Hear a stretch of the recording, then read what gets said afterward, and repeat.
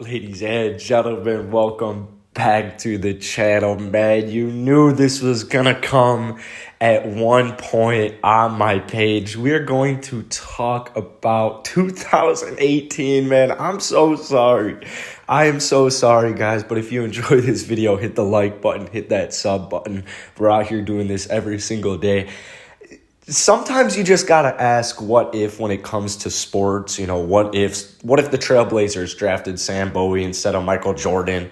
For Bulls fans, what if Derrick Rose never tore his ACL? And for Rocket fans, it's like, what if Chris Paul never got injured, man? So we're gonna talk about this today because there was a chance. In 2018, there was definitely a chance. The Boston Celtics actually pushed the LeBron Cleveland Cavaliers to the brink of elimination, while you have pretty much the exact same thing happening over in the West with James Harden and the Houston Rockets so close to beating the Golden State Warriors. But instead, you have a Cavaliers-Warriors NBA Finals, which was the fourth straight between those two teams. So let's talk about what would have happened if they made it to the finals, if they had beaten the Warriors, all that good stuff. Now, it's important to remember Chris Paul, right? Chris Paul was injured. And it's also, I do want to mention one quick thing because I see this a lot on my channel. I see this a lot on Twitter. Like, for some reason, Chris Paul, or not for some reason, because of injuries, 2018 Chris Paul, like, it just looked like there was nothing left in the tank. You know what I'm saying? And so at the time, the Russell Westbrook trade made sense. I just don't want to hear, if they had kept Chris Paul, they would have won the championship. I don't really, it's tough to get into all these certain what ifs. I really think that 2018 was just like the perfect year to win the NBA Finals. Now, Chris Paul, he injured his hamstring in the fourth quarter of Game 5. Fourth quarter of Game 5. He then missed each of the next two games, including the infamous Game 7, in which the Rockets missed 27 straight three-pointers, man. 27 straight three-pointers.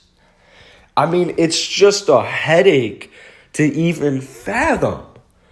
How do you miss I couldn't miss 27 straight, but I'm not the one playing in a Game 7 to get to the NBA Finals shooting from NBA range three-point. But you get what I'm saying, man. 27, one of the... Man, the Rockets, they were pretty helpless. And when you don't have Chris Paul in the lineup, it's tough, man. It's extremely, extremely tough. I mean, you guys are seeing kind of his impact on the floor right now, 2 years later in the NBA Finals. And Klay Thompson just absolutely dominated for Game 6. Steph Curry, he almost had a triple-double in Game 6 as well. He had 27 points, 10 assists, and 9 rebounds. Now, I want to say, like, the Rockets, if Chris Paul is healthy, I mean, I think it's not Rockets. I think they win. I think they win in 6. Klay Thompson and Steph Curry aren't going to have their way as much in Game 6, let alone Game 7. I mean, the Rockets, what are the chances you miss 27 straight three-point shots in a game? I mean, it's slim to none, man. Like, 0 for 27, that's... I could give my controller to, let's say I give my controller to my 6th grade cousin, Hall of Fame. He's not missing 27. This kid's never played 2K in his life. He's not missing 27 straight three-point shots. Like, you figure it out. Now, if the question becomes the next round, I think they take care of the Cavaliers pretty easily. They didn't have the same outside perimeter threats like Golden State did. But with LeBron James, James Harden, NBA Finals, I mean, you're going to need some playmaking. And it's important to remember that Trevor Ariza was just horrible in the Western Conference. Like, oh my God, he was terrible. Eric Gordon is extremely streaky, but he's a good perimeter threat. And then I would say Clint Capella against the Cavs probably would have matched up not as nicely. I still think it would have been a totally fine matchup, but he probably would have had a tougher time getting as clean looks on the rebounds and scoring against Kevin Love. Now, Cleveland would have had a lot more success if Chris Paul was out for the NBA Finals. They would have been able to you can just lock down, you can double team James Harden, you can crowd the paint. Kevin Love, he stretches the floor, so that opens everything up for LeBron James. Now, Chris Paul is great at chasing off the ball when he's not concerned about his assignment scoring. So he would definitely be helping on LeBron whenever he was trying to isolate. Now, if Paul is not on the floor, the Cavs do stand a much better chance to beat them. But I would say Chris Paul returns after game 1, after game 2 max, and if you're the Cavs, that's pretty much it. They didn't really have many scorers outside of LeBron James, and they just couldn't really defend either. So the Rockets were an extremely good defensive team with Chris Paul on the floor, and it's just I don't see the Houston Rockets losing against the Cleveland Cavaliers if they were to advance. Like, even if Chris Paul misses the first 2 games, I still think the Rockets most likely win one of those 2 games. And even if they don't and they're down 2-0, that 2018 Cavs team, it was LeBron, man. It was literally LeBron. That's pretty much it. That's pretty much all they had. I know Kevin Love would make he would make it a little bit more difficult.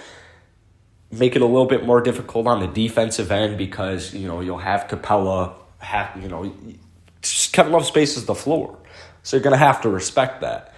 And that's going to make LeBron James isolation, driving to the paint a much of an easier job if that paint's not as crowded because you've got the floor spacing. But unless LeBron James is dropping 50 at least every single game, there's just no way, man. Someone would have had to step up, and judging on the way that NBA Finals went, nobody was going to step up other than LeBron James. And I think when you really come down to that Houston Rockets team, when healthy, they could be one of the best teams of our recent generation. You know what I'm saying? Like Chris Paul, James Harden, and Clint Capella, healthy, are one of the best trios that we have seen in the NBA in recent memory. Keep in mind, this is only 2 years ago. I think that's what's so tough about this is we're talking 2 years ago. So the wound is still super fresh. But once again, man, I'm asking for all of your guys' opinions down in the comments below, but honestly, I just don't think that they're going to really shy away. Even if hopefully we get some Cavs fans in here and some Warriors fans in here as well, and they can kind of give their input. But if Chris Paul doesn't get injured fourth quarter, game 5, to me, the Rockets, whether it's game 6, whether it's game 7, they're not missing 27 straight 3-pointers with Chris Paul on the court. That's not going to happen. So to me, it's not even really